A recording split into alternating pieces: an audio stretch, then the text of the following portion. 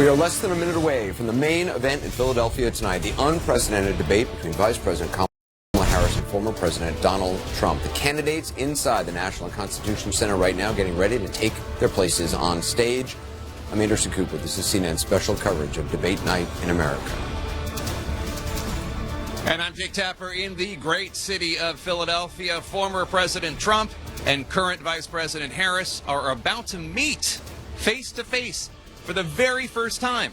Both candidates are hoping to take advantage of this extraordinary moment that may be their best chance to influence undecided voters before Election Day. CNN's live coverage of the ABC News presidential debate begins coming up right now.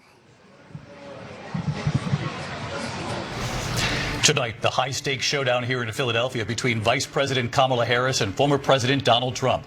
Their first face-to-face meeting in this presidential election, their first face-to-face meeting ever. A historic race for president upended just weeks ago. President Biden withdrawing after his last debate. Donald Trump now up against a new opponent. The candidates separated by the smallest of margins, essentially tied in the polls nationally and in the key battlegrounds, including right here in Pennsylvania, all still very much in play. The ABC News presidential debate starts right now. This is an ABC News special. The most consequential moment of this campaign. Kamala Harris. Together, we will chart a new way forward. Donald Trump. We will soon be a great nation again. Face to face. Historic.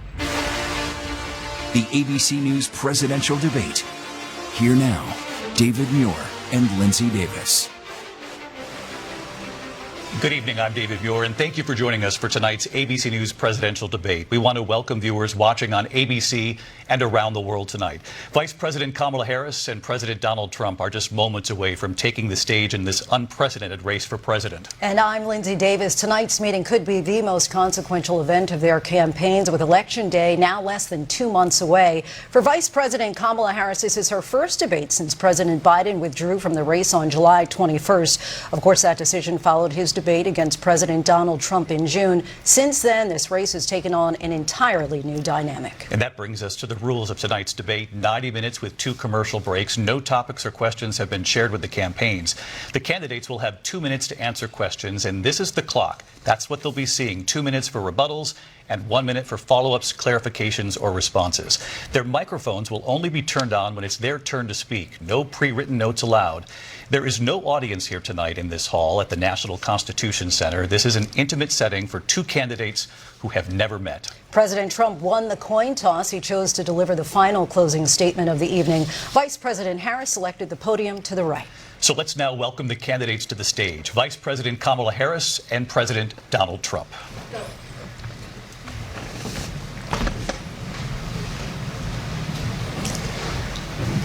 Kamala Harris. Let's have a good debate. Nice to see you. Have fun. Thank you. Welcome to you both. It's wonderful to have you. It's an honor to have you both here tonight. Good evening. We are looking forward to a spirited and thoughtful debate. So let's get started. I want to begin tonight with the issue that voters repeatedly say is their #1 issue, and that is the economy and the cost of living in this country. Vice President Harris, you and President Trump were elected 4 years ago, and your opponent on the stage here tonight often asks his supporters, are you better off than you were 4 years ago?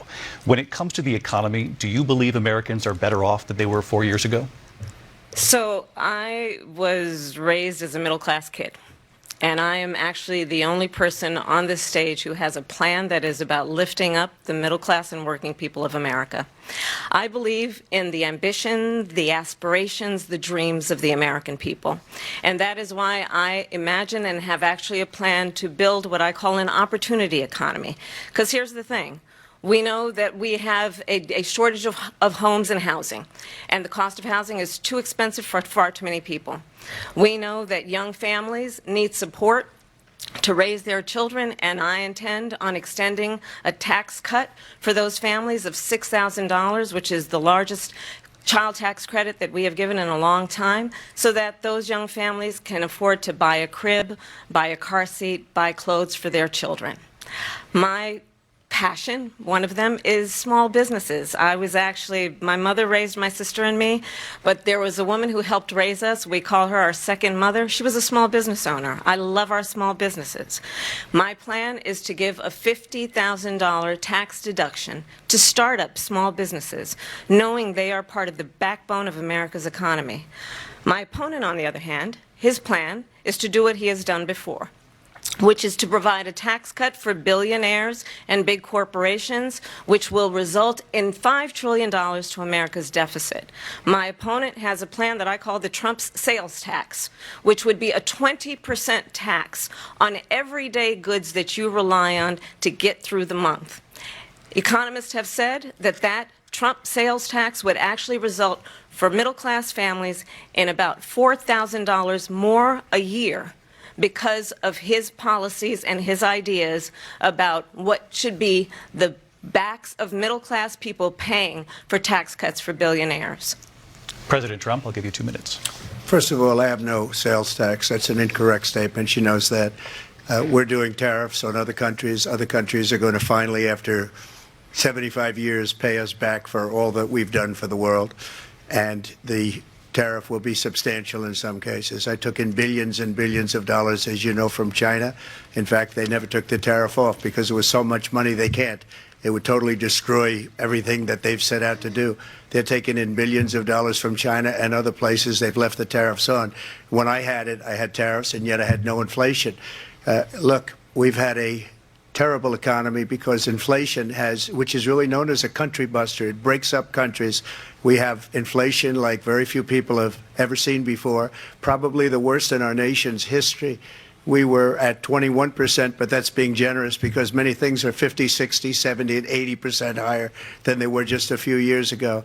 This has been a disaster for people, for the middle class, but for every class. On top of that, we have millions of people pouring into our country from prisons and jails, from mental institutions and insane asylums, and they're coming in and they're taking jobs that are occupied right now by African Americans and Hispanics, and also unions. Unions are going to be affected very soon. And you see what's happening. You see what's happening with towns throughout the United States. You look at Springfield, Ohio. You look at Aurora in Colorado. They are taking over the towns. They're taking over buildings. They're going in violently. These are the people that she and Biden led into our country, and they're destroying our country. They're dangerous. They're at the highest level of criminality, and we have to get them out. We have to get them out fast. I created one of the greatest economies in the history of our country. I'll do it again and even better. We are going to get to immigration and border security during this debate, but I would like to let Vice President Harris respond on the economy here. Well, I would love to. Let's talk about what Donald Trump left us. Donald Trump left us the worst unemployment since the Great Depression. Donald Trump left us the worst public health epidemic in a century. Donald Trump left us the worst attack on our democracy since the Civil War. And what we have done is clean up Donald Trump's mess. What we have done and what I intend to do is build on what we know are the aspirations and the hopes of the American people. But I'm going to tell you all in this debate tonight, you're going to hear from the same old tired playbook, a bunch of lies, grievances, and name-calling. What you're going to hear tonight is a detailed and dangerous plan called Project 2025 that the former president intends on implementing if he were elected again. I believe very strongly that the American people want a president who understands the importance of bringing us together, knowing we have so much more in common than what separates us, and I pledge to you to be a president for all Americans. President Trump, will give you a minute here to respond. Number one, I have nothing to do, as you know, and as she knows better than anyone, I have nothing to do with Project 2025. That's out there. I haven't read it. I don't want to read it purposely. I'm not going to read it. This was a group of people that got together. They came up with some ideas, I guess some good, some bad. But it makes no difference. I have nothing to do. Everybody knows I'm an open book. Everybody knows what I'm going to do. Cut taxes very substantially and create a great economy like I did before. We had the greatest economy. We got hit with a pandemic.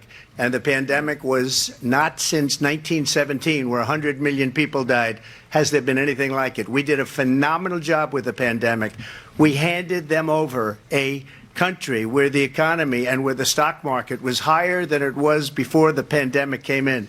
Nobody's ever seen anything like it. We made ventilators for the entire world. We got gowns, we got masks, we did things that nobody thought possible. And people give me credit for rebuilding the military. They give me credit for a lot of things, but not enough credit for the great job we did with the pandemic. But the only jobs they got were bounce back jobs. These were jobs bounce back, and it bounced back and it went to their benefit. But I was the one that created them. They know it, and so does everybody else. Vice President Harris, I'll let you respond.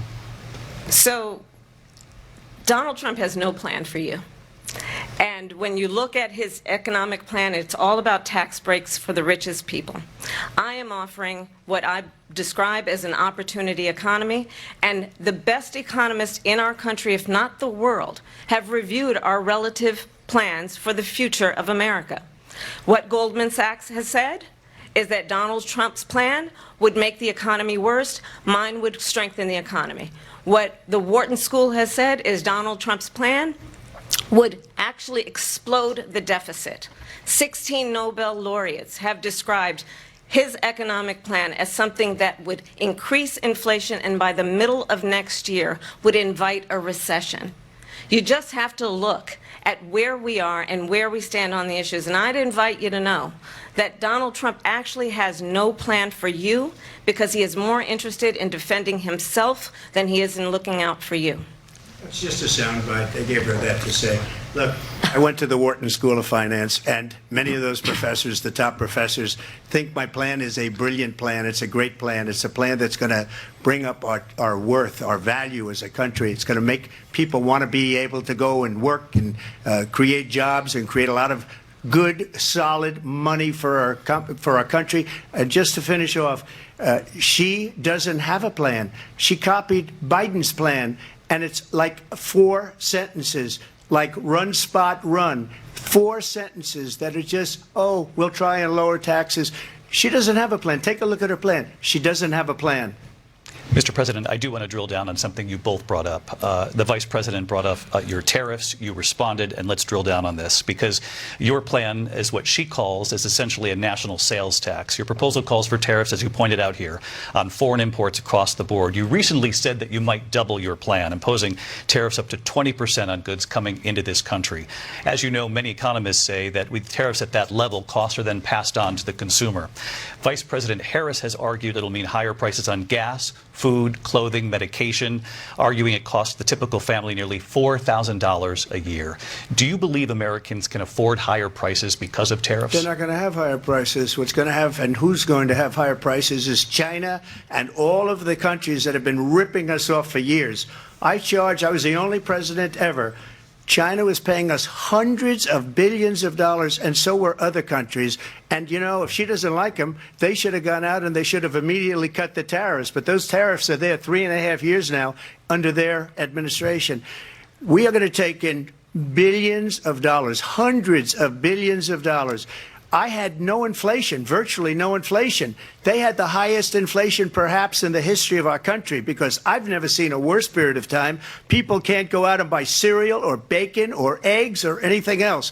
The people of our country are absolutely dying with what they've done. They've destroyed the economy. And all you have to do is look at a poll. The polls say 80 and 85 and even 90% that the Trump economy was great, that their economy was terrible. Vice President Harris, I do want to ask for your response, and you heard what the president said there, because the Biden administration did keep a number of the Trump tariffs in place. So how do you respond? Well, let's be clear that the Trump administration resulted in a trade deficit, one of the highest we've ever seen in the history of America. He invited trade wars. You want to talk about his deal with China? What he ended up doing is, under Donald Trump's presidency, he ended up selling American chips to China to help them improve and modernize their military, basically sold us out. when a policy about China should be in making sure the United States of America wins the competition for the 21st century, which means focusing on the details of what that requires, focusing on relationships with our allies, focusing on investing in American-based technology so that we win the race on AI, on quantum computing, focusing on what we need to do to support America's workforce so that we don't end up having on the short end of the stick in terms of workers' rights. But what Donald Trump did, let's talk about this, with COVID, is he actually thanked President Xi for what he did during COVID. Look at his tweet. "Thank you, President Xi," exclamation point, when we know that Xi was responsible for lacking and not giving us transparency about the origins of COVID.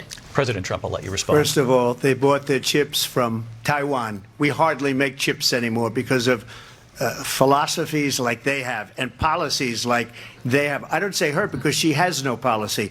Everything that she believed 3 years ago and 4 years ago is out the window. She's going to my philosophy now. In fact, I was going to send her a MAGA hat. She's gone to my philosophy. But if she ever got elected, she'd change it. And it will be the end of our country.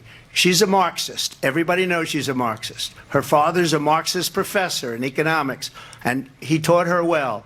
But when you look at what she's done to our country, and when you look at these millions and millions of people that are pouring into our country monthly, where it's, I believe, 21 million people, not the 15 that people say, and I think it's a lot higher than the 21. That's bigger than New York State pouring in. And just look at what they're doing to our country. They're criminals. Many of these people coming in are criminals. And that's bad for our economy, too. You know, you mentioned before, we'll talk about immigration later. Well, bad immigration is the worst thing that can happen to our economy. They have, and she has, destroyed our country with policy that's insane. Almost policy that you'd say they have to hate our country. President Trump, thank you. Lindsay? I want to turn to the issue of abortion. President Trump, you've often touted that you were able to kill Roe v. Wade. Last year, you said that you were proud to be the most pro-life president in American history. Then last month, you said that your administration would be great for women and their reproductive rights. In your home state of Florida, you surprised many with regard to your 6-week abortion ban because you initially had said that it was too short. And you said, quote, "I'm going to be voting that we need more than 6 weeks." But then the very next day, you reversed course and said you would vote to support the 6-week ban.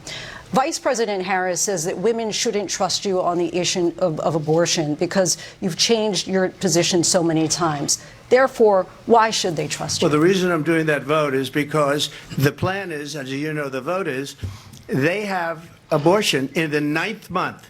They even have, and you can look at the governor of West Virginia, the previous governor of West Virginia, not the current governor, is doing an excellent job.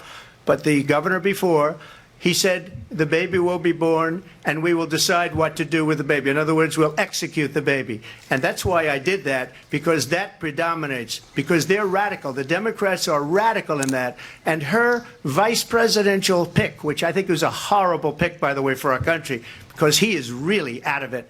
But her vice presidential pick says abortion in the 9th month is absolutely fine. He also says execution after birth. It's execution, no longer abortion, because the baby is born, is okay. And that's not okay with me, hence the vote. But what I did is something for 52 years. They've been trying to get Roe v. Wade into the states. And through the genius and heart and strength of 6 Supreme Court justices, we were able to do that. Now, I believe in the exceptions for rape, incest, and life of the mother. I believe strongly in it. Ronald Reagan did also. 85% of Republicans do. Exceptions. Very important.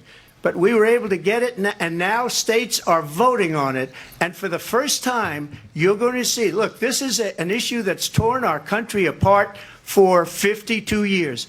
Every legal scholar, every Democrat, every Republican, liberal, conservative, they all wanted this issue to be brought back to the states where the people could vote. And that's what happened. Now, Ohio, the vote was somewhat liberal. Kansas, the vote was somewhat liberal, much more liberal than people would have thought. But each individual state is voting. It's the vote of the people now. It's not tied up in the federal government. I did a great service in doing it. It took courage to do it. And the Supreme Court had great courage in doing it. And I give tremendous credit to those 6 justices. There is no state in this country where it is legal to kill a baby after it's born. Madam Vice President, I want to get your response to President Trump. Well, as I said, you're going to hear a bunch of lies, and that's not actually a surprising fact. Let's understand how we got here. Donald Trump hand-selected 3 members of the United States Supreme Court with the intention that they would undo the protections of Roe v. Wade. And they did exactly as he intended. And now in over 20 states, there are Trump abortion bans, which make it criminal for a doctor or nurse to provide health care. In one state, it provides prison for life. Trump abortion bans that make no exception even for rape and incest, which understand what that means. A survivor of a crime of violation to their body does not have the right to make a decision about what happens to their body next. That is immoral. And one does not have to abandon their faith or deeply held beliefs to agree. The government, and Donald Trump certainly, should not be telling a woman what to do with her body. I have talked with women around our country. You want to talk about this is what people wanted? Pregnant women who want to carry a pregnancy to term, suffering from a miscarriage, being denied care in an emergency room because the healthcare providers are afraid they might go to jail, and she's bleeding out in a car in the parking lot. She didn't want that. Her husband didn't want that. A 12 or 13-year-old survivor of incest being forced to carry a pregnancy to term. They don't want that. And I pledge to you, when Congress passes a bill to put back in place the protections of Roe v. Wade, as President of the United States, I will proudly sign it into law. But understand, if Donald Trump were to be reelected, he will sign a national abortion ban. Understand, in his Project 2025, there would be a national abortion, a monitor that would be monitoring your pregnancies, your miscarriages. I think the American people believe that certain freedoms, in particular the freedom to make decisions about one's own body, should not be made by the government. Thank you, Vice President Harris. Well, there she goes again. It's a lie. I'm not signing a ban, and there's no reason to sign a ban, because we've gotten what everybody wanted. Democrats, Republicans, and everybody else, and every legal scholar wanted it to be brought back into the states. And the states are voting. And it may take a little time, but for 52 years, this issue has torn our country apart. And they've wanted it back in the states. And I did something that nobody thought was possible. The states are now voting. What she says is an absolute lie. And as far as the abortion ban, no, I'm not in favor of abortion ban, but it doesn't matter, because this issue has now been taken over by the states. Would you veto a national abortion ban if it came to your Well, I won't desk? have to, because, again, 2 things. Number one, she said she'll go back to Congress. She'll never get the vote. It's impossible for her to get the vote, especially now with the 50-50, and essentially 50-50 in both Senate and the House. She's not going to get the vote. She can't get the vote. She won't even come close to it. So it's just talk. You know what it reminds me of? When they said they're going to get student loans terminated, and it ended up being a total catastrophe. The student loans, and then her, I think probably her boss, if you call him a boss, he spends all his time on the beach. But look, her boss went out and said, we'll do it again. We'll do it a different way. And he went out, got rejected again by the Supreme Court. So all these students got taunted with this whole thing about this whole idea, and how unfair that would have been. Part of the reason they lost to the millions and millions of people that had to pay off their student loans. They didn't get it for free, but they were saying it's the same way that they talked about that they talk about abortion. But if I could just get a yes or no, because your running mate, J.D. Vance, has said that you would veto it if it did come to your desk. Well, I didn't discuss it with J.D. In all fairness, J.D. And I don't mind if he has a certain view, but I think he was speaking for me, but I really didn't. Look, we don't have to discuss it, because she'd never be able to get it, just like she couldn't get student loans. They couldn't get student loans. They didn't even come close to getting student loans. They taunted young people and a lot of other people that had loans. They can never get this approved. So it doesn't matter what she says about going to Congress. Well, wonderful. Let's go to Congress. Do it. But the fact is that for years they wanted to get it out of Congress and out of the federal government, and we did something that everybody said couldn't be done. And now you have a vote of the people on abortion. Vice President Harris, I want to give you your time to respond, but I do want to ask, would you support any restrictions on a woman's right to an abortion? I absolutely support reinstating the protections of Roe v. Wade, and as you rightly mentioned, nowhere in America is a woman carrying a pregnancy to term and asking for an abortion. That is not happening. It's insulting to the women of America. And understand what has been happening under Donald Trump's abortion bans. Couples who pray and dream of having a family are being denied IVF treatments. What is happening in our country? Working people, working women, who are working 1 or 2 jobs, who can barely afford childcare as it is, have to travel to another state to get on a plane sitting next to strangers to go and get the health care she needs. Barely can afford to do it, and what you are putting her through is unconscionable. And the people of America have not, the majority of Americans believe in a woman's right to make decisions about her own body, and that is why in every state where this issue has been on the ballot, in red and blue states both, the people of America have voted for freedom. Vice President Harris, excuse me, I have to respond. Another lie. It's another lie. I have been a leader on IVF, which is fertilization. The IVF, I have been a leader.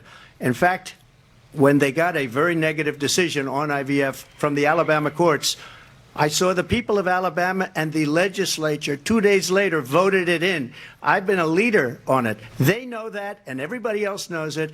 I have been a leader on fertilization, IVF. And the other thing, you should ask, will she allow abortion in the 8th month, 9th month, 7th month? Come on. Okay, would you do that?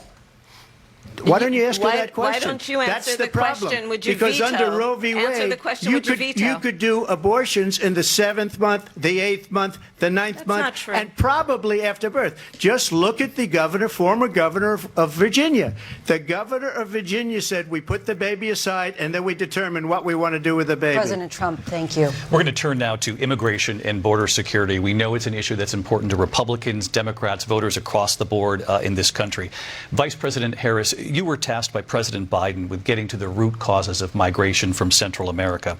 We know that illegal border crossings reached a record high in the Biden administration. This past June, President Biden imposed tough new asylum restrictions. We know the numbers since then have dropped significantly. But my question to you tonight is, why did the administration wait until 6 months before the election to act? And would you have done anything differently from President Biden on this? So I'm the only person on this stage who has prosecuted transnational criminal organizations for the trafficking of guns, drugs, and human beings. And let me say that the United States Congress, including some of the most conservative members of the United States Senate, came up with a border security bill which I supported. And that bill would have put 1,500 more border agents on the border to help those folks who are working there right now overtime trying to do their job. It would have allowed us to stem the flow of fentanyl coming into the United States. I know there are so many families watching tonight who have been personally affected by the surge of fentanyl in our country. That bill would have put more resources to allow us to prosecute transnational criminal organizations for trafficking in guns, drugs, and human beings. But you know what happened to that bill? Donald Trump got on the phone, called up some folks in Congress, and said, kill the bill. And you know why? Because he'd prefer to run on a problem instead of fixing a problem. And understand, this comes at a time where the people of our country actually need a leader who engages in solutions, who actually addresses the problems at hand. But what we have in the former president is someone who would prefer to run on a problem instead of fixing a problem. And I'll tell you something, he's going to talk about immigration a lot tonight, even when it's not the subject that is being raised. And I'm going to actually do something really unusual, and I'm going to invite you to attend one of Donald Trump's rallies, because it's a really interesting thing to watch. You will see during the course of his rallies, he talks about fictional characters like Hannibal Lecter. He will talk about windmills cause cancer. And what you will also notice is that people start leaving his rallies early out of exhaustion and boredom. And I will tell you, the one thing you will not hear him talk about is you. You will not hear him talk about your needs, your dreams, and your desires. And I'll tell you, I believe you deserve a president who actually puts you first, and I pledge to you that I will. Vice President Harris, thank you. President Trump, on that point, I want to get your response. Well, I would like to respond. Let me just ask, though, why did you try to kill that bill, and successfully so? That would have put thousands of additional agents and officers on the border. First, let me respond as to the Please. rallies. She said people start leaving. People don't go to her rallies. There's no reason to go. And the people that do go, she's bussing them in and paying them to be there, and then showing them in a different light. So she can't talk about that. People don't leave my rallies. We have the biggest rallies, the most incredible rallies in the history of politics. That's because people want to take their country back. Our country is being lost. We're a failing nation. And it happened 3.5 years ago. And what's going on here, you're going to end up in World War III, just to go into another subject. What they have done to our country by allowing these millions and millions of people to come into our country, and look at what's happening to the towns all over the United States. And a lot of towns don't want to talk. It's not going to be Aurora or Springfield. A lot of towns don't want to talk about it because they're so embarrassed by it. In Springfield, they're eating the dogs, the people that came in. They're eating the cats. They're eating the pets of the people that live there. And this is what's happening in our country, and it's a shame. As far as rallies are concerned, as far as the reason they go is they like what I say. They want to bring our country back. They want to make America great again. It's a very simple phrase, make America great again. She's destroying this country, and if she becomes president, this country doesn't have a chance of success. Not only success, we'll end up being Venezuela on steroids. I just want to clarify here. You bring up Springfield, Ohio, and ABC News did reach out to the city manager there. He told us there have been no credible reports of specific claims of pets being harmed, injured, or abused by individuals within the immigrant community. Well, I've seen people on television. Let me just say here, this is the people on television say my dog was taken and used for food. So maybe he said that, and maybe that's a good thing to say for a city manager. I'm not taking this from but television. But the people on television saying their dog was eaten by the people that went there. Again, the Springfield city manager says there's no evidence of that. Vice President Harris, I'll let you respond to the rest of what you've heard. You talk about extreme. This is, I think, one of the reasons why in this election I actually have the endorsement of 200 Republicans who have formerly worked with President Bush, Mitt Romney, and John McCain, including the endorsement of former Vice President Dick Cheney and Congress member Liz Cheney. And if you want to really know the inside track on who the former president is, if he didn't make it clear already, just ask people who have worked with him. His former chief of staff, a 4-star general, has said he has contempt for the Constitution of the United States. His former national security advisor has said he is dangerous and unfit. His former Secretary of Defense has said the nation, the Republic, would never survive another Trump term. And when we listen to this kind of rhetoric, when the issues that affect the American people are not being addressed, I think the choice is clear in this election. President Trump, I'll give you a quick minute to respond here. Thank you, because when I hear that, see, I'm a different kind of a person. I fired most of those people. Not so graciously. They did bad things or a bad job. I fired them. They never fired one person. They didn't fire anybody having to do with Afghanistan and the Taliban and the 13 people whose were just killed, viciously and violently killed. And I got to know the parents and the family. They didn't fire. They should have fired all those generals, all those top people, because that was one of the most incompetently handled situations anybody has ever seen. So when somebody does a bad job, I fire him. And you take a guy like Esper. He was no good. I fired him. So he writes a book. Another one writes a book. Because with me, they can write books. With nobody else can they. But they have done such a poor job, and they never fire anybody. Look at the economy. Look at the inflation. They didn't fire any of their economists. They have the same people. That's a good way not to have books written about you. But just to finish, I got more votes than any Republican in history by far. In fact, I got more votes than any president, sitting president in history by far. Let me continue on immigration. It was what you wanted to talk about earlier, so let's get back to your deportation proposal that the vice president has reacted to as well.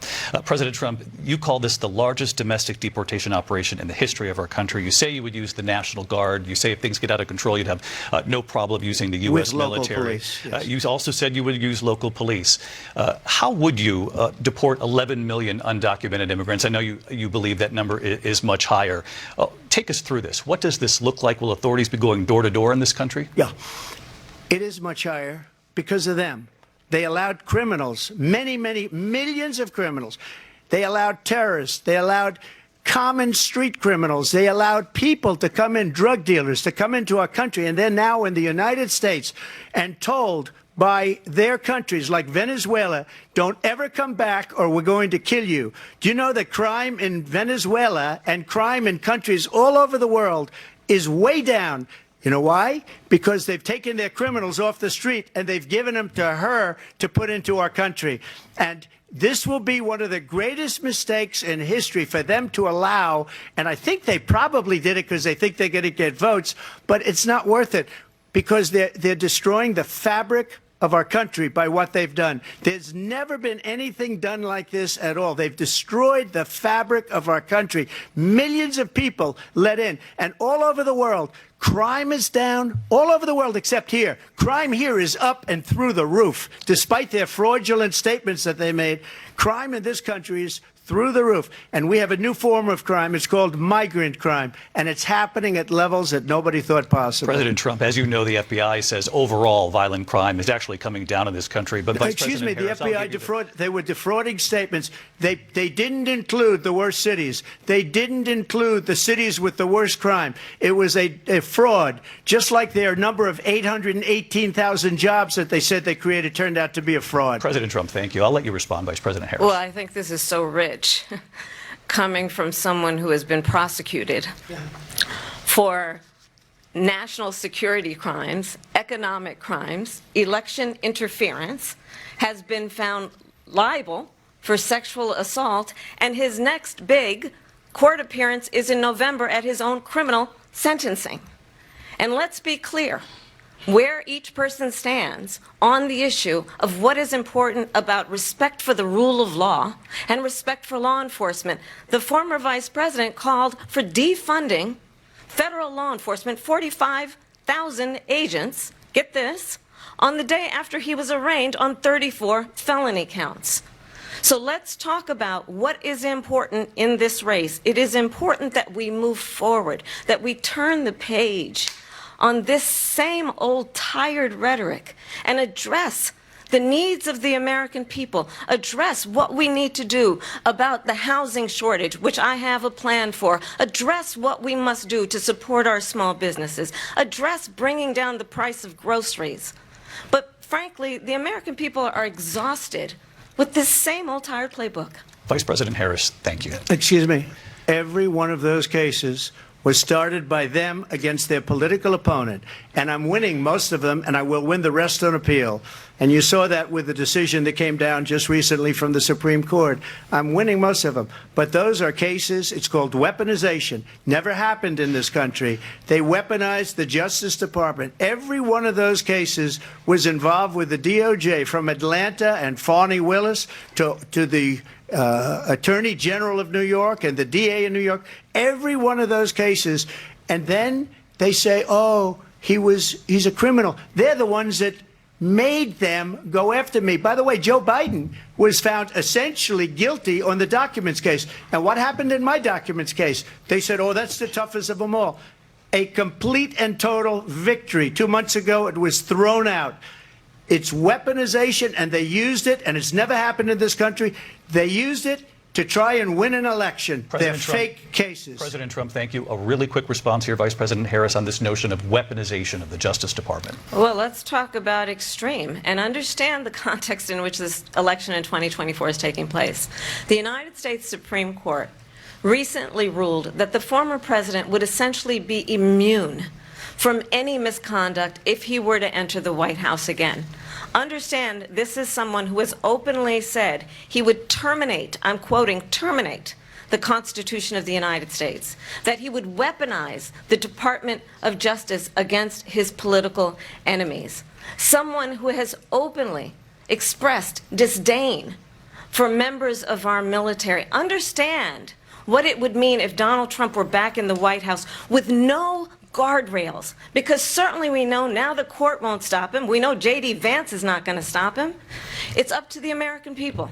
Vice President Harris, thank you. Lindsay? Vice President Harris, in your last run for president. This is the one that weaponized, not me. She weaponized. I probably took a bullet to the head because of the things that they say about me. They talk about democracy. I'm a threat to democracy. They're the threat to democracy with a fake Russia investigation we do have a lot that went nowhere. We have a lot to get to. Lindsay? Vice President Harris, in your last run for president, you said you wanted to ban fracking. Now you don't. You wanted mandatory government buyback programs for assault weapons. Now your campaign says you don't. You supported decriminalizing border crossings. Now you're taking a harder line. I know you say that your values have not changed. So then why have so many of your policy positions changed?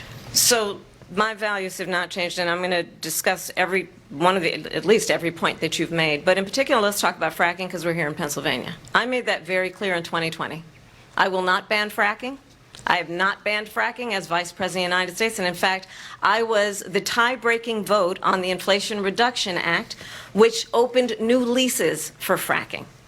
My position is that we have got to invest in diverse sources of energy so we reduce our reliance on foreign oil. We have had the largest increase in domestic oil production in history because of an approach that recognizes that we cannot over-rely on foreign oil. As it relates to my values, let me tell you, I grew up a middle-class kid raised by a hardworking mother who worked and saved and was able to buy our first home when I was a teenager. The values I bring to the importance of home ownership, knowing not everybody got handed $400 million on a silver platter and then filed bankruptcy 6 times, is a value that I bring to my work to say we are going to work with the private sector and home builders to increase 3 million homes, increase by 3 million homes by the end of my first term. My work that is related to having a friend when I was in high school who was sexually assaulted by her stepfather. And my focus then on protecting women and children from violent crime is based on a value that is deeply grounded in the importance of standing up for those who are most vulnerable. My work that is about protecting Social Security and Medicare is based on long-standing work that I have done, protecting seniors from scams. My values have not changed. And what is important is that there is a president who actually brings values and a perspective that is about lifting people up and not beating people down and name-calling. The true measure of the leader is the leader who actually understands the strength is not in beating people down, it's in lifting people up. I intend to be that president. President Trump, your response? First of all, I wasn't given $400 million. I wish I was. My father was a Brooklyn builder, Brooklyn, Queens, and a great father, and I learned a lot from him. But I was given a fraction of that, a tiny fraction, and I built it into many, many billions of dollars, many, many billions. And when people see it, they are even surprised. So we don't have to talk about that. Fracking, she's been against it for 12 years. Defund the police, she's been against that forever. She gave all that stuff up very wrongly, very horribly, and everybody's laughing at it, okay? They're all laughing at it. She gave up at least 12 and probably 14 or 15 different policies. Like, she was big on defund the police. In Minnesota, she went out, wait a minute, I'm talking now, if you don't mind, please. Does that sound familiar? Don't lie. She went out in Minnesota and wanted to let criminals that killed people, that burned down Minneapolis, she went out and raised money to get them out of jail. She did things that nobody would ever think of. Now she wants to do transgender operations on illegal aliens that are in prison. This is a radical left liberal that would do this. She wants to confiscate your guns, and she will never allow fracking in Pennsylvania. if she won the election, fracking in Pennsylvania will end on day one. Just to finish, one thing so important in my opinion. So I got the oil business going like nobody has ever done before. When they took over, they got rid of it, started getting rid of it, and the prices were going up the roof. They immediately let these guys go to where they were. I would have been 5 times, 4 times, 5 times higher, because you're talking about 3.5 years ago. They got it up to where I was because they had no choice, because the prices of energy were quadrupling and doubling. You saw what happened to gasoline. So they said, let's go back to Trump.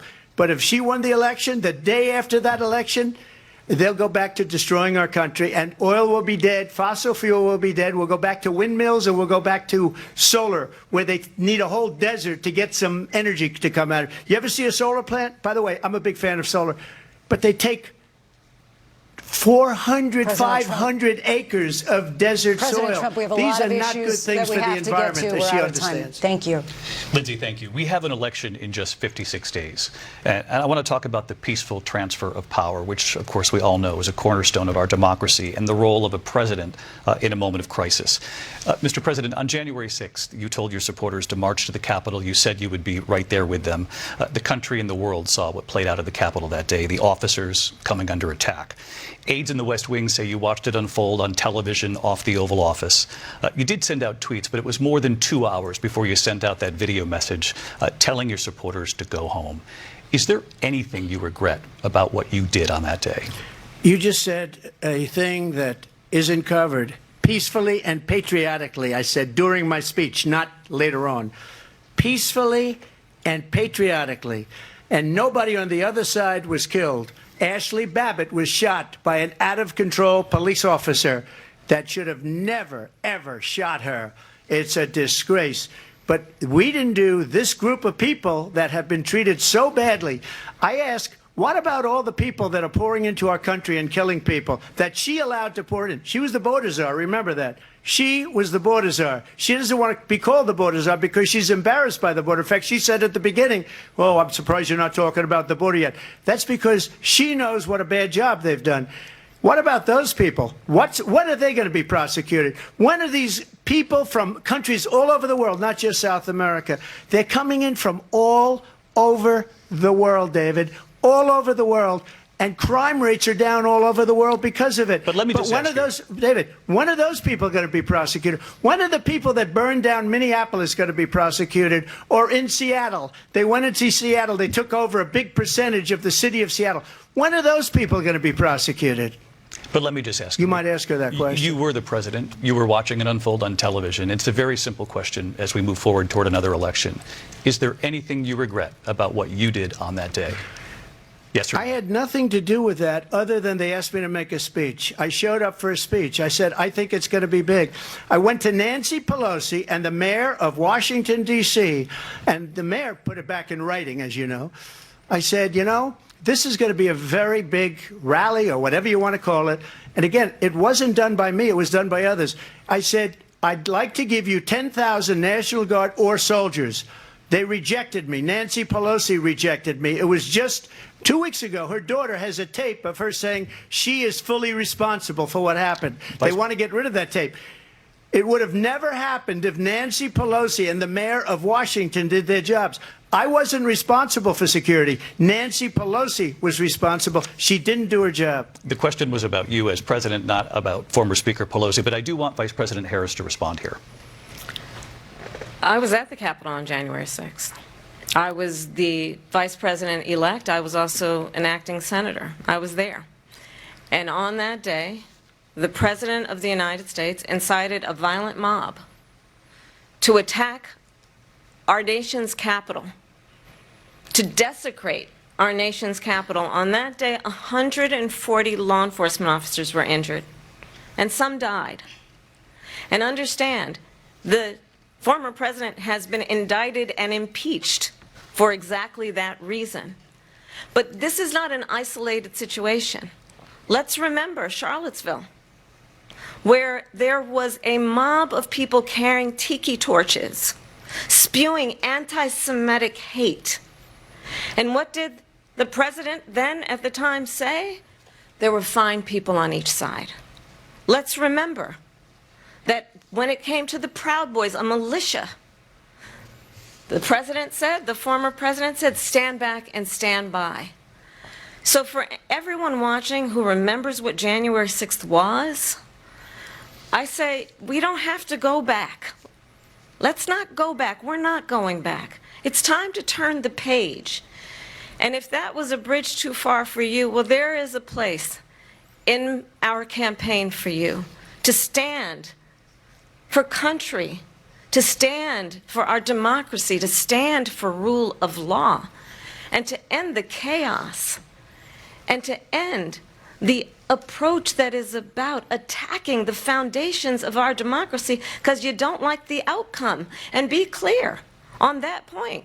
Donald Trump, the candidate, has said in this election there will be a bloodbath if this and the outcome of this election is not to his liking. Let's turn the page on this. Let's not go back. Let's chart a course for the future and not go backwards to the past. Let me just follow up here. It was a different term, and it was a term that related to energy because they have destroyed our energy business. That was where bloodbath was. Also, on Charlottesville, that story has been, as you would say, debunked. Laura Ingraham, Sean Hannity, Jesse, all of these people, they covered it. If they go an extra sentence, they will see it was perfect. It was debunked in almost every newspaper, but they still bring it up, just like they bring 2025 up. They bring all of this stuff up. I ask you this. You talk about the Capitol. Why are we allowing these millions of people to come through on the southern border? How come she's not doing anything? And I'll tell you what I would do, and I would be very proud to do it. I would say we would both leave this debate right now. I'd like to see her go down to Washington, D.C. during this debate because we're wasting a lot of time. Go down to, because she's been so bad, it's so ridiculous. Go down to Washington, D.C. and let her sign a bill to close up the border because they have the right to do it. They don't need bills. They have the right to do it. The President of the United States, you'll get him out of bed. You'll wake him up at 4 o'clock in the afternoon. Right. You'll say, come on down to the office. Let's sign a bill. If he signs a bill that the border is closed, all he has to do is say it to the Border Patrol, who are phenomenal. If they do that, the border is closed. Mr. Those President, people are killing many people, unlike J6. We talked immigration here tonight. I do want to focus on this next issue to both of you because it really brings us this into focus, truth in these times that we're living in. Mr. President, for 3.5 years after you lost the 2020 election, you repeatedly falsely claimed that you won, many times saying you won in a landslide. In the past couple of weeks leading up to this debate, you have said, quote, you lost by a whisker, that you, quote, didn't quite make it, that you came up a little bit short. I said that? Are you now acknowledging that you lost in 2020? No, I don't acknowledge that at all. But I you said did that say sarcastically. That. You know that. It was said, oh, we lost by a whisker. That was said sarcastically. Look, there's so much proof. All you have to do is look at it. And they should have sent it back to the legislatures for approval. I got almost 75 million votes, the most votes any sitting president has ever gotten. I was told if I got 63, which was what I got in 2016, you can't be beaten. The election, people should never be thinking about an election as fraudulent. We need two things. We need walls, and we have to have it. We have to have borders, and we have to have good elections. Our elections are bad. And a lot of these illegal immigrants coming in, they're trying to get them to vote. They can't even speak English. They don't even know what country they're in practically. And these people are trying to get them to vote. And that's why they're allowing them to come into our country. I did watch all of these pieces of video. I didn't detect the sarcasm, lost by a whisker. We didn't quite make it. And we should just point out here as clarification, and you know this, you and your allies, 60 cases in front of many judges, many of them Republican. No judge looked at it. And said they said we didn't have standing. That's the other thing. They said we didn't have standing, a technicality. Can you imagine a system where a person in an election doesn't have standing? The President of the United States doesn't have standing. That's how we lost. If you look at the facts, and I'd love to have you'll do a special on it. I'll show you Georgia, and I'll show you Wisconsin, and I'll show you Pennsylvania, and I'll show you. We have so many facts and statistics, but you know what? That doesn't matter because we have to solve the problem that we have right now. That's old news. And the problem that we have right now is we have a nation in decline, and they have put it into decline. We have a nation that is dying, David. Mr. President, thank you. Vice President Harris, you heard the president there tonight. He said he didn't say that he lost by a whisker. So he still believes he did not lose the election that was won by President Biden and yourself. But I do want to ask you about something that's come up in the last couple of days. This was a post from President Trump about this upcoming election just weeks away. He said, when I win, those people who cheated, and then he lists donors, voters, election officials, he says will be prosecuted to the fullest extent of the law, which will include long-term prison sentences. One of your campaign's top lawyers responded saying, we won't let Donald Trump intimidate us. We won't let him suppress the vote. Is that what you believe he's trying to do here? Donald Trump was fired by 81 million people. So let's be clear about that. And clearly he is having a very difficult time processing that. But we cannot afford to have a president of the United States who attempts, as he did in the past, to upend the will of the voters in a free and fair election.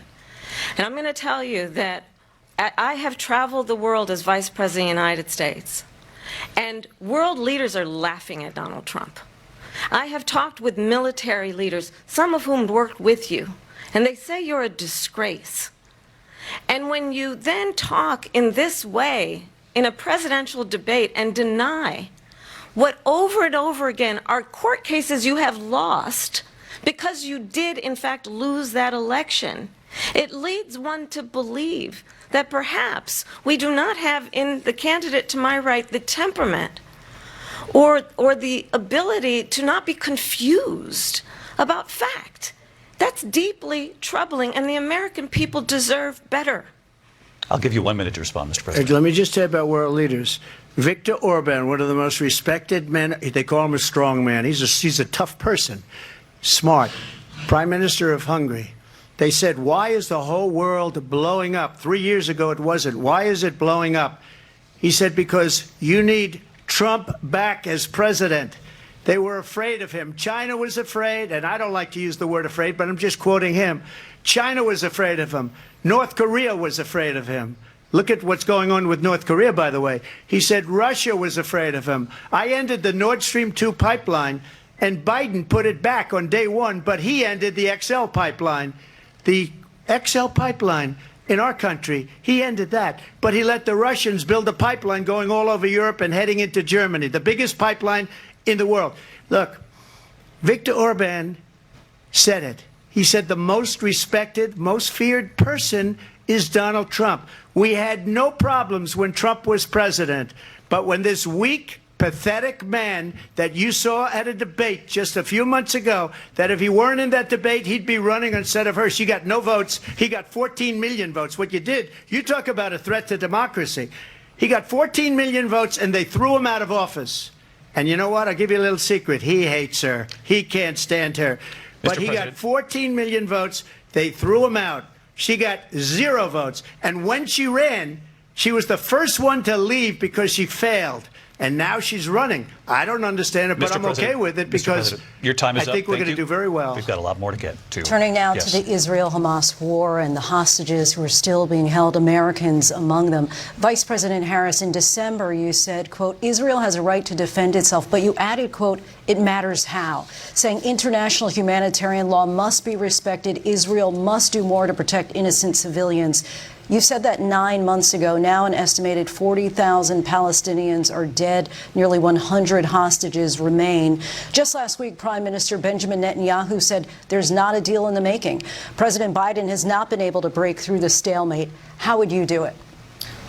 Well, let's understand how we got here. On October 7, Hamas, a terrorist organization, slaughtered 1,200 Israelis. Many of them young people who were simply attending a concert. Women were horribly raped. And so absolutely, I said then, I say now, Israel has a right to defend itself. We would. And how it does so matters. Because it is also true, far too many innocent Palestinians have been killed. Children, mothers. What we know is that this war must end. It must end immediately, and the way it will end is we need a ceasefire deal and we need the hostages out. And so we will continue to work around the clock on that. Work around the clock, also understanding that we must chart a course for a two-state solution. And in that solution, there must be security for the Israeli people and Israel, and in equal measure for the Palestinians. But the one thing I will assure you always, I will always give Israel the ability to defend itself, in particular as it relates to Iran and any threat that Iran and its proxies pose to Israel. But we must have a two-state solution where we can rebuild Gaza, where the Palestinians have security, self-determination, and the dignity they so rightly deserve. President Trump, how would you negotiate with Netanyahu and also Hamas in order to get the hostages out and prevent the killing of more innocent civilians in Gaza? If I were president, it would have never started. If I were president, Russia would have never, ever, I know Putin very well, he would have never, and there was no threat of it either, by the way, for 4 years, have gone into Ukraine and killed millions of people when you add it up, far worse than people understand what's going on over there. But when she mentions about Israel, all of a sudden, she hates Israel. She wouldn't even meet with Netanyahu when he went to Congress to make a very important speech. She refused to be there because she was at a sorority party of hers. She wanted to go to the sorority party. She hates Israel. If she's president, I believe that Israel will not exist within 2 years from now. And I've been pretty good at predictions, and I hope I'm wrong about that one. She hates Israel. At the same time, in her own way, she hates the Arab population because the whole place is going to get blown up. Arabs, Jewish people, Israel will be gone. It would have never happened. Iran was broke under Donald Trump. Now Iran has $300 billion because they took off all the sanctions that I had. Iran had no money for Hamas or Hezbollah or any of the 28 different spheres of terror, and they are spheres of terror, horrible terror. They had no money. It was a big story, and you know it. You covered it very well, actually. They had no money for terror. They were broke. Now they're a rich nation, and now what they're doing is they're spreading that money around. Look at what's happening with the Houthis and Yemen. Look at what's going on in the Middle East. This would have never happened. I will get that settled and fast, and I'll get the war with Ukraine and Russia ended. If I'm president-elect, I'll get it done before even becoming president. Vice President Harris, he says you hate Israel.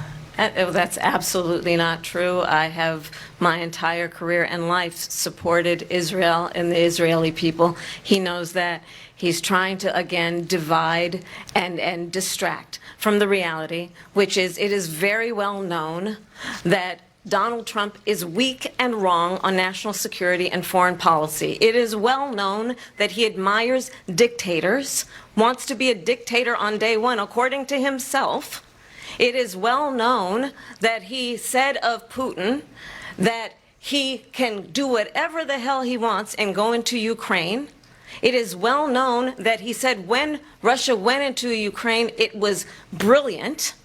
It is well known he exchanged love letters with Kim Jong-un. And it is absolutely well known that these dictators and autocrats are rooting for you to be president again because they're so clear they can manipulate you with flattery and favors. And that is why so many military leaders who you have worked with have told me you are a disgrace. That is why we understand that we have to have a president who is not consistently weak and wrong on national security, including the importance of upholding and respecting in highest regard our military. Vice President Harris, thank you. They're the ones, and she's the one that caused it, that's weak on national security by allowing every nation last month for the year, 168 different countries sending people into our country. Their crime rates are way down. Putin endorsed her last week, said, I hope she wins. And I think he meant it, because what he's gotten away with is absolutely incredible. It wouldn't have happened with me. The leaders of other countries think that they're weak and incompetent, and they are. They're grossly incompetent. And I just ask one question. Why does Biden go in and kill the Keystone Pipeline and approve the single biggest deal that Russia's ever made, Nord Stream 2, the biggest pipeline anywhere in the world going to Germany and all over Europe? Because they're weak and they're ineffective. And Biden, by the way, President gets paid Trump, a lot of money. Thank you. We have a lot of issues to get to. We'll be right back with much more of this historic ABC News presidential debate from the National Constitution Center right here in Philadelphia. Back in a moment.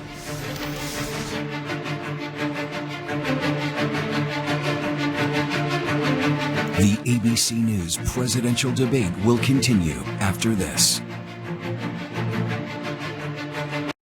I'm Manu Raju on Capitol Hill, and this is CNN.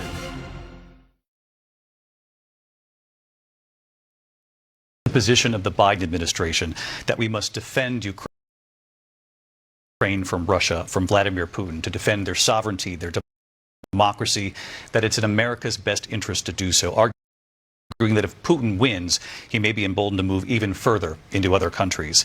You have said you would solve this war in 24 hours. You said so just before the break tonight. How exactly would you do that? And I want to ask you a very simple question tonight. Do you want Ukraine to win this war? I want the war to stop. I want to save lives. We're being uselessly, people being killed by the millions. It's the millions. It's so much worse than the numbers that you're getting, which are fake numbers. Look, we're in for $250 billion or more because they don't ask Europe, which is a much bigger beneficiary to getting this thing done than we are. They're in for $150 billion less because Biden and you don't have the courage to ask Europe like I did with NATO. They paid billions and billions, hundreds of billions of dollars when I said, either you pay up or we're not going to protect you anymore. So that's maybe one of the reasons they don't like me as much as they like weak people. But you take a look at what's happening. We're in for 250 to 275 billion. They're into 100 to 150. They should be forced to equalize. With that being said, I want to get the war settled. I know Zelensky very well, and I know Putin very well. I have a good relationship, and they respect your president, okay? They respect me. They don't respect Biden. How would you respect him? Why? For what reason? He hasn't even made a phone call in 2 years to Putin, hasn't spoken to anybody. They don't even try and get it. That is a war that's dying to be settled. I will get it settled before I even become president. If I win, when I'm president-elect, and what I'll do is I'll speak to one, I'll speak to the other, I'll get them together. That war would have never happened. And in fact, when I saw Putin after I left, unfortunately left because our country has gone to hell.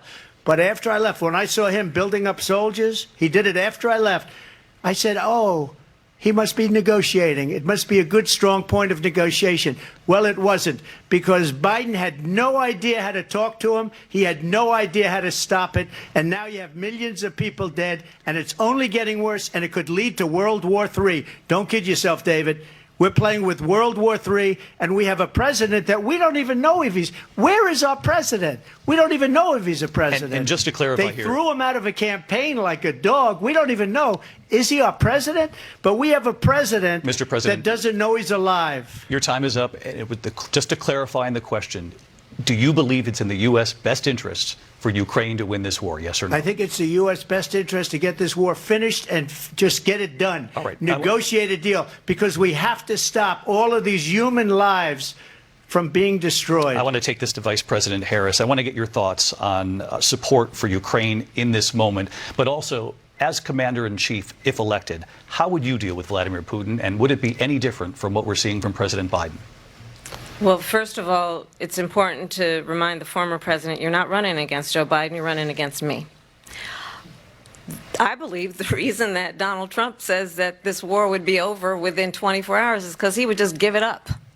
And that's not who we are as Americans. Let's understand what happened here. I actually met with Zelensky a few days before Russia invaded, tried through force to change territorial boundaries, to defy one of the most important international rules and norms, which is the importance of sovereignty and territorial integrity. And I met with President Zelensky. I shared with him American intelligence about how he could defend himself. Days later, I went to NATO's eastern flank to Poland and Romania. And through the work that I and others did, we brought 50 countries together to support Ukraine in its righteous defense. And because of our support, because of the air defense, the ammunition, the artillery, the javelins, the Abrams tanks that we have provided, Ukraine stands as an independent and free country. If Donald Trump were president, Putin would be sitting in Kyiv right now. And understand what that would mean, because Putin's agenda is not just about Ukraine. Understand why the European allies and our NATO allies are so thankful that you are no longer president, and that we understand the importance of the greatest military alliance the world has ever known, which is NATO, and what we have done to preserve the ability of Zelensky and the Ukrainians to fight for their independence. Otherwise, Putin would be sitting in Kyiv with his eyes on the rest of Europe, starting with Poland. And why don't you tell the 800,000 Polish Americans right here in Pennsylvania how quickly you would give up for the sake of favor and what you think is a friendship with what is known to be a dictator who would eat you for lunch. Vice President Harris, thank you. We've heard from both of you on Ukraine tonight. Afghanistan came up in the last hour. I wanted her to respond to something you said earlier, and I'll give you a minute here. Putin would be sitting in Moscow, and he wouldn't have lost 300,000 men and women, but he would have been sitting in Moscow. Quiet, please. He would have been sitting in Moscow much happier than he is right now. But eventually, you know, he's got a thing that other people don't have. He's got nuclear weapons. They don't ever talk about that. He's got nuclear weapons. Nobody ever thinks about that. And eventually, maybe he'll use them, and maybe he hasn't been that threatening. But he does have that, something we don't even like to talk about. Nobody likes to talk about it. But just so you understand, they sent her to negotiate peace before this war started. 3 days later, he went in and he started the war because everything they said was weak and stupid. They said the wrong things. That war should have never started. She was the emissary. They sent her in to negotiate with Zelensky and Putin, and she did. And the war started 3 days later. And that's the kind of talent we have with her. She's worse than Biden. In my opinion, I think he's the worst president in the history of our country. She goes down as the worst vice president in the history of our country. But let me tell you something. She is a horrible negotiator. They sent her in to negotiate. As soon as they left, Putin did the invasion. President Trump, thank you. You did bring up something. You said she went to negotiate with Vladimir Putin. Vice President Harris, have you ever met Vladimir Putin? Can you clarify tonight? Yet again, I said it at the beginning of this debate, you're going to hear a bunch of lies coming from this fellow. And that is another one. When I went to meet with President Zelensky, I've now met with him over 5 times. The reality is it has been about standing as America always should, as a leader upholding international rules and norms, as a leader who shows strength, understanding that the alliances we have around the world are dependent on our ability to look out for our friends and not favor our enemies because you adore strongmen instead of caring about democracy. And that is very much what is at stake here. The President of the United States is commander-in-chief. And the American people have a right to rely on a president who understands the significance of America's role and responsibility in terms of ensuring that there is stability and ensuring we stand up for our principles and not sell them for the benefit of personal flattery. We've talked about Ukraine and Vladimir Putin. I do want to talk about Afghanistan. It came up in the first hour of this debate. I want to move on to Afghanistan. Stoltenberg said Trump did the most amazing thing I've ever seen. He got these countries, the 28 countries at the time, to pay up. He said, I've never seen. He's the head of NATO. He said, I've never seen. For years, we were paying almost all of NATO. We were being ripped off by European nations, both on trade and on NATO. I got them to pay up by saying one of the statements you made before, if you don't pay, we're not going to protect you. President Otherwise, Trump. we would have never gotten it. He said it was one of the most incredible jobs that he's ever seen done. Thank you. I want to turn to Afghanistan. It came up in the first hour of the debate, and we witnessed a poignant moment today on Capitol Hill, honoring the soldiers who died in the chaotic withdrawal from Afghanistan. I do want to ask the Vice President, do you believe you bear any responsibility in the way that withdrawal played out? Well, I will tell you, I agreed with President Biden's decision to pull out of Afghanistan. 4 presidents said they would, and Joe Biden did. And as a result, America's taxpayers are not paying the $300 million a day we were paying for that endless war. And as of today, there is not one member of the United States military who is in active duty in a combat zone in any war zone around the world, the first time this century. But let's understand how we got to where we are. Donald Trump, when he was president, negotiated one of the weakest deals you can imagine. He calls himself a deal maker. Even his national security advisor said it was a weak, terrible deal. And here's how it went down. He bypassed the Afghan government. He negotiated directly with a terrorist organization called the Taliban. The negotiation involved the Taliban getting 5,000 Taliban terrorists released. And get this, and the president at the time invited the Taliban to Camp David, a place of storied significance for us as Americans, a place where we honor the importance of American diplomacy, where we invite and receive respected world leaders. And this former president, as president, invited them to Camp David because he does not again appreciate the role and responsibility of the President of the United States to be Commander-in-Chief with a level of respect. And this gets back to the point of how he has consistently disparaged and demeaned members of our military, fallen soldiers, and the work that we must do to uphold the strength and the respect of the United States of America around the world. Vice President Harris, thank you. President Trump, your response to her saying that you began the negotiations with the Taliban. So, if you take a look at that period of time, the Taliban was killing our soldiers, a lot of them, with snipers. And I got involved with the Taliban because the Taliban was doing the killing. That's the fighting force within Afghanistan. They don't bother doing that because, you know, they deal with the wrong people all the time. But I got involved. And Abdul is the head of the Taliban. He is still the head of the Taliban. And I told Abdul, don't do it anymore. You do it anymore, you're going to have problems. And he said, why do you send me a picture of my house? I said, you're going to have to figure that out, Abdul. And for 18 months, we had nobody killed. We did have an agreement negotiated by Mike Pompeo. It was a very good agreement.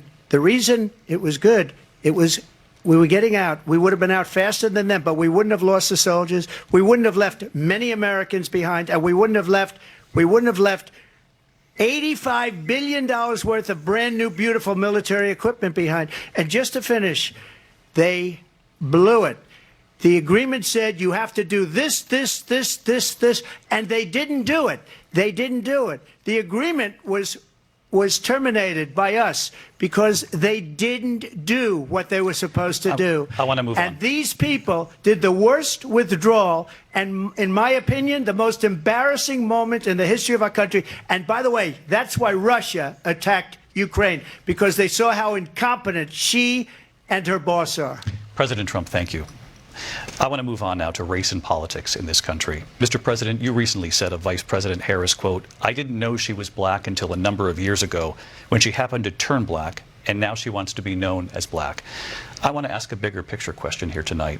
Why do you believe it's appropriate to weigh in on the racial identity of your opponent? I don't, and I don't care. I don't care what she is. I don't care. You make a big deal out of something, I couldn't care less. Whatever she wants to be is okay with me. But those were your words, so I'm asking... I don't know. I mean, all I can say is I read where she was not black, that she put out, and I'll say that. And then I read that she was black, and that's okay. Either one was okay with me. That's up to her. That's up to her. Vice President Harris, your thoughts on this? I think it's, I mean, honestly, I think it's a tragedy that we have someone who wants to be president who has consistently, over the course of his career, attempted to use race to divide the American people.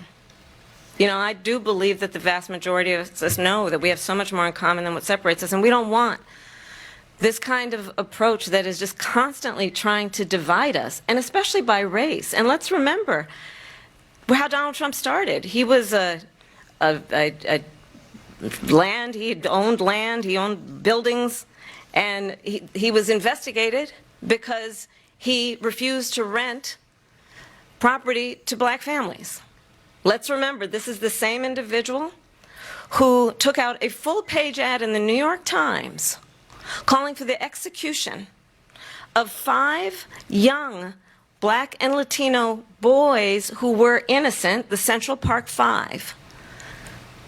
Took out a full-page ad calling for their execution. This is the same individual who spread birther lies about the first black president of the United States. And I think the American people want better than that, want better than this, want someone who understands, as I do, I travel our country. We see in each other a friend. We see in each other a neighbor. We don't want a leader who is constantly trying to have Americans point their fingers at each other. I meet with people all the time who tell me, can we please just have discourse about how we're going to invest in the aspirations and the ambitions and the dreams of the American people? Knowing that regardless of people's color or the language their grandmother speaks, we all have the same dreams and aspirations and want a president who invests in those, not in hate and division. Vice President Harris, thank you. Lindsay? President Trump, this is now your 3rd time. This is the most divisive presidency in the history of our country. There's never been anything like it. They're destroying our country, and they come up with things like what she just said. Going back many, many years, when a lot of people, including Mayor Bloomberg, agreed with me on the Central Park 5, they admitted, they said, they pled guilty. And I said, well, if they pled guilty, they badly hurt a person, killed a person ultimately. And if they pled guilty, then they pled, we're not guilty. But this is a person that has to stretch back years, 40, 50 years ago, because there's nothing now. I built one of the greatest economies in the history of the world, and I'm going to build it again. It's going to be bigger, better, and stronger. But they're destroying our economy. They have no idea what a good economy is. Their oil policies, every single policy. And remember this, she is Biden. You know, she's trying to get away from Biden. I don't know the gentleman, she says. She is Biden. The worst inflation we've ever had, a horrible economy because inflation has made it so bad, and she can't get away with that. Thank you. Your time is up, Lindsay. I want to respond to that, though. I want to just respond briefly. Clearly, I am not Joe Biden, and I am certainly not Donald Trump. And what I do offer is a new generation of leadership for our country, one who believes in what is possible, one who brings a sense of optimism about what we can do instead of always disparaging the American people. I believe in what we can do to strengthen our small businesses, which is why I have a plan. Let's talk about our plans and let's compare the plans. I have a plan to give startup businesses $50,000 tax deduction, to pursue their ambitions, their innovation, their ideas, their hard work. I have a plan, $6,000 for young families for the first year of your child's life, to help you in that most critical stage of your child's development. I have a plan that is about allowing people to be able to pursue what has been fleeting in terms of the American dream by offering a help with down payment of $25,000 down payment assistance for first-time home buyers. That's the kind of conversation, I believe, David, that people really want tonight, as opposed to a conversation that is constantly about belittling and name-calling. Let's turn the page Vice President and move Harris, forward. thank you. Let's turn to policy. President Let's Trump, turn back we to have policy. to move on. President Trump. Let's turn to policy, She has please. a plan to defund the police. She has a plan to confiscate everybody's gun. President Trump, she we has do a have to plan move to on to not other allow issues. fracking in Pennsylvania or anywhere else. Okay. That's you, what her President. plan is until just recently. I just need Lindsay, to go ahead. respond President because Trump- no, the President former Trump- president has said No, I'm something sorry. twice that I need to No, respond to. I'm sorry. We're I just going need to to move on, respond Vice one President time Harris. to what he has President said Trump, this multiple is times. now your Yes. third time running for president. You have long vowed to repeal and replace the Affordable Care Act, also known as Obamacare. You have failed to accomplish that. You now say you're going to keep Obamacare, quote, unless we can do something much better. Correct. Last month, you said, quote, we're working on it. So tonight, 9 years after you first started running, do you have a plan, and can you tell us what it is? Obamacare was lousy health care, always was. It's not very good today. And what I said, that if we come up with something, and we are working on things, we're going to do it and we're going to replace it. But remember this, I inherited Obamacare because Democrats wouldn't change it. They wouldn't vote for it. They were unanimous. They wouldn't vote to change it. If they would have done that, we would have had a much better plan than Obamacare. But the Democrats came up. They wouldn't vote for it. I had a choice to make when I was president. Do I save it and make it as good as it can be, never going to be great, or do I let it rot? And I felt I had an obligation, even though politically it would have been good to just let it rot and let it go away. I decided, and I told my people, the top people, and they're very good people. I have a lot of good people in that administration. We read about the bad ones. We had some real bad ones, too, and so do they. They have really bad ones. The difference is they don't get rid of them. But let me just explain. I had a choice to make. Do I save it and make it as good as it can be, or do I let it rot? And I saved it. I did the right thing. But it's still never going to be great, and it's too expensive for people. And what we will do is we're looking at different plans. If we can come up with a plan that's going to cost our people, our population, less money and be better health care than Obamacare, then I would absolutely do it. But until then, I'd run it as good as it can be run. So just a yes or no, you still do not have a plan? I have concepts of a plan. I'm not president right now.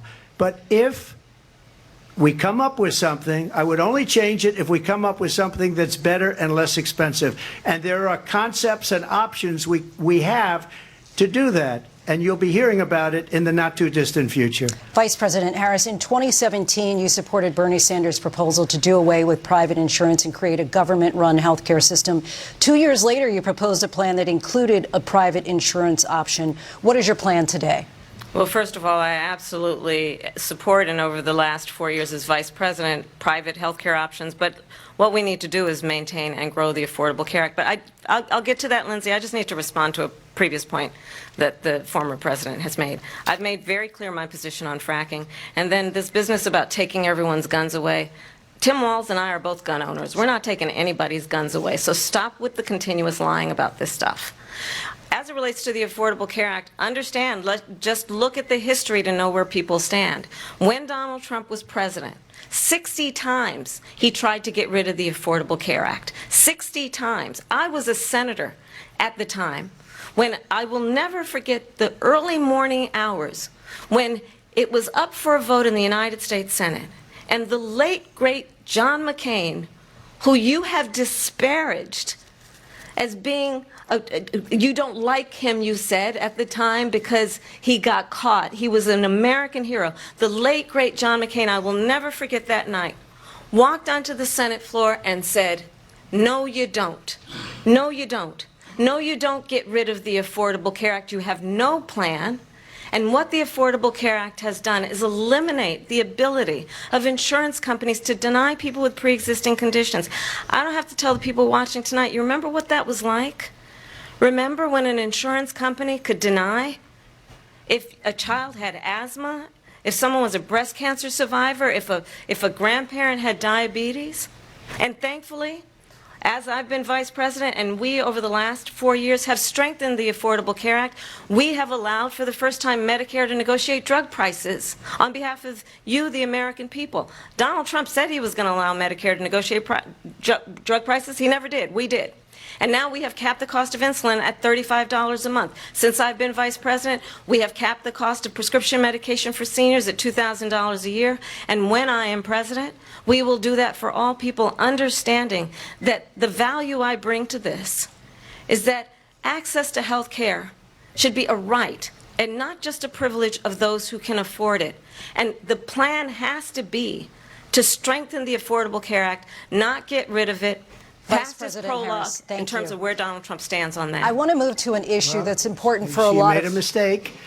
Number one fought Obamacare for 10 years. But it wasn't only him. It were all of the Democrats that kept it going. And you know what? We can do much better than Obamacare, much less money. But she won't improve private insurance for people, private medical insurance. That's another thing she doesn't want to get. People are paying privately for insurance that have worked hard and made money, and they want to have private. She wants everybody to be on government insurance where you wait 6 months for an operation that you need immediately. President Trump, thank you. We have another issue that we'd like to get to that's important for a number of Americans, in particular younger voters, and that's climate change. President Trump, with regard to the environment, you say that we have to have clean air and clean water. Vice President Harris, you call climate change an existential threat. The question to you both tonight is, what would you do to fight climate change? And Vice President Harris, we'll start with you. 1 minute for you each. Well, the former president had said that climate change is a hoax. And what we know is that it is very real. You ask anyone who lives in a state who has experienced these extreme weather occurrences, who now is either being denied home insurance or it's being jacked up. You ask anybody who has been the victim of what that means in terms of losing their home, having nowhere to go. We know that we can actually deal with this issue. The young people of America care deeply about this issue.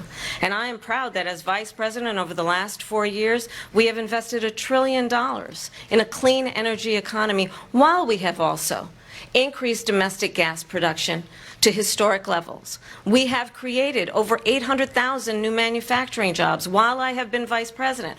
We have invested in clean energy to the point that we are opening up factories around the world. Donald Trump said he was going to create manufacturing jobs. He lost manufacturing jobs. And I'm also proud to have the endorsement of the United Auto Workers and Sean Fain, who also know that part of building a clean energy economy includes investing in American-made products, American automobiles. It includes growing what we can do around American manufacturing and opening up auto plants, not closing them like happened under Donald Trump. Vice President Harris, thank you. That didn't happen under Donald Trump. Let me just tell you, they lost 10,000 manufacturing jobs this last month. It's going, they're all leaving. They're building big auto plants in Mexico, in many cases owned by China. They're building these massive plants, and they think they're going to sell their cars into the United States because of these people. What they have given to China is unbelievable. But we're not going to let that. We'll put tariffs on those cars so they can't come into our country, because they will kill the United Auto Workers and any auto worker, whether it's in Detroit or South Carolina or any other place. What they've done to business and manufacturing in this country is horrible. We have nothing because they refuse. You know, Biden doesn't go after people because supposedly China paid him millions of dollars. He's afraid to do it. Between him and his son, they get all this money from Ukraine. They get all this money from all of these different countries. And then you wonder, why is he so loyal to this one, that one, Ukraine, China? Why is he? Why did he get $3.5 million from the mayor of Moscow's wife? Why did she pay him $3.5 million? This is a crooked administration, and they're selling our country down the tubes. President Trump, thank you. Thank you. We'll be right back with closing statements from both of our candidates. An historic night, this ABC News presidential debate from Philadelphia. Back in a moment.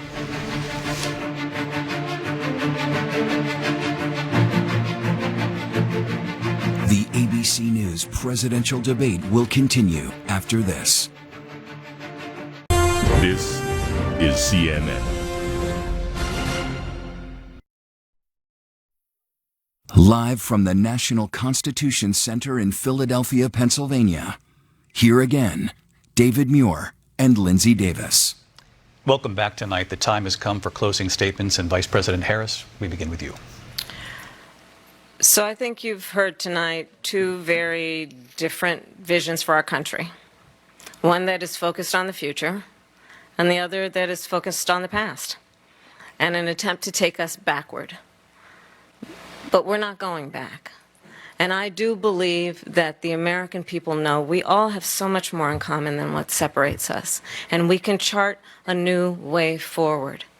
And a vision of that includes having a plan, understanding the aspirations, the dreams, the hopes, the ambition of the American people, which is why I intend to create an opportunity economy, investing in small businesses, in new families, in what we can do around protecting seniors, what we can do that is about giving hardworking folks a break and bringing down the cost of living. I believe in what we can do together that is about sustaining America's standing in the world and ensuring that we have the respect that we so rightly deserve, including respecting our military and ensuring we have the most lethal fighting force in the world. I will be a president that will protect our fundamental rights and freedoms, including the right of a woman to make decisions about her own body and not have her government tell her what to do. I'll tell you, I started my career as a prosecutor. I was a DA, I was an attorney general, a United States senator, and now vice president. I've only had one client, the people. And I'll tell you, as a prosecutor, I never asked a victim or a witness, are you a Republican or a Democrat? The only thing I ever asked them, are you okay? And that's the kind of president we need right now. Someone who cares about you and is not putting themselves first. I intend to be a president for all Americans and focus on what we can do over the next 10 and 20 years to build back up our country by investing right now in you, the American people. Vice President Harris, thank you. President Trump? So she just started by saying she's going to do this, she's going to do that, she's going to do all these wonderful things. Why hasn't she done it? She's been there for 3.5 years. They've had 3.5 years to fix the border. They've had 3.5 years to create jobs and all the things we talked about. Why hasn't she done it? She should leave right now, go down to that beautiful White House, go to the Capitol, get everyone together and do the things you want to do, but you haven't done it and you won't do it because you believe in things that the American people don't believe in. You believe in things like we're not going to frack. We're not going to take fossil fuel. We're not going to do things that are going to make this country strong, whether you like it or not. Germany tried that, and within 1 year, they were back to building normal energy plants. We're not ready for it. We can't sacrifice our country for the sake of bad vision. But I just ask one simple question. Why didn't she do it? We're a failing nation. We're a nation that's in serious decline. We're being laughed at all over the world. All over the world, they're laughed. I know the leaders very well. They're coming to see me. They call me. We're laughed at all over the world. They don't understand what happened to us as a nation. We're not a leader. We don't have any idea what's going on. We have wars going on in the Middle East. We have wars going on with Russia and Ukraine. We're going to end up in a third world war, and it'll be a war like no other because of nuclear weapons, the power of weaponry. I rebuilt our entire military. She gave a lot of it away to the Taliban. She gave it to Afghanistan. What these people have done to our country, and maybe toughest of all, is allowing millions of people to come into our country. Many of them are criminals, and they're destroying our country. The worst president, the worst vice president in the history of our country. President Trump, thank you. And that is our ABC News presidential debate from here in Philadelphia at the National Constitution Center. I'm Lindsay Davis. And I'm David Muir. Thank you for watching here in the U.S. and all over the world, and from all of us here at ABC News. Good night. And